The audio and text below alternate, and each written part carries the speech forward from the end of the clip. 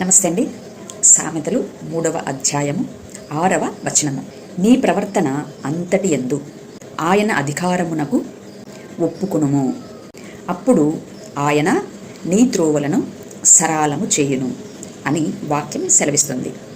ఇంతకు మానవుడి యొక్క ప్రవర్తన అంతటి యందు అనగా మానవుడు ధరించినటువంటి దేహ స్వభావములైన తమోగుణము, రజోగుణము, సత్వగుణము అనగా ఈ 3 దేహ స్వభావాలకు సంబంధించినటువంటి ప్రవర్తన అంతటి యందు దేవుని యొక్క అధికారమునకు ఒప్పుకోవాలి.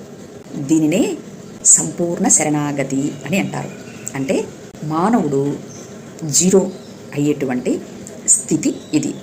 ఇక్కడ పాపపు నియమము కలిగినటువంటి మన ప్రాణమునకు ఆధారమైనటువంటి తమో రజో సత్వ గుణముల నుండి ప్రాణము నీరైపోతున్నటువంటి క్షణమున తండ్రి నన్ను క్షమించి ఇట్టి చీకటి నుంచి నన్ను విమోచించవయ్యా అనేటువంటి మొర మన హృదయములో జ్ఞానమే చేస్తుండగా అప్పుడు ఈ మనస్సు కుడికి కానీ ఎడమకు కానీ తిరగక అనగా భూత భవిష్యత్ కాలములలోకి కాకుండా నేరుగా సహస్రారము వైపుగా అనగా శిలువ కార్యము దగ్గరికి అనగా వర్తమానములోనికి మనస్సును నిలుపుతుంది.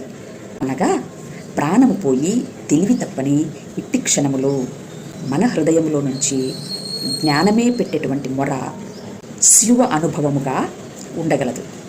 ఇక్కడ మానవుడు తిరిగి జన్మించుటకు లేదా మారు మనస్సు పొందుటకు మానవుడి హృదయమందు జరిగేటువంటి కార్యమై ఉన్నది. ఇక్కడ పాపపు నియమము కలిగినటువంటి ప్రాణము సర్వశక్తివంతుని యందు విశ్రమించినదై మనస్సుకు మహోన్నతుని యందు ఆశ్రయం దొరకగలదు. వాక్యబీజం ఆధారముగా తిరిగి జన్మించుటకు కావలసినటువంటి స్టఫ్ ఈ వాక్యములో దొరుకుతుంది మనకి. కనుక సత్యాన్ని అన్వేషించేటువంటి వారు ఈ మా లోతైన మాటలను పరిశీలన చేయగలరు. Thank you. నమస్తే.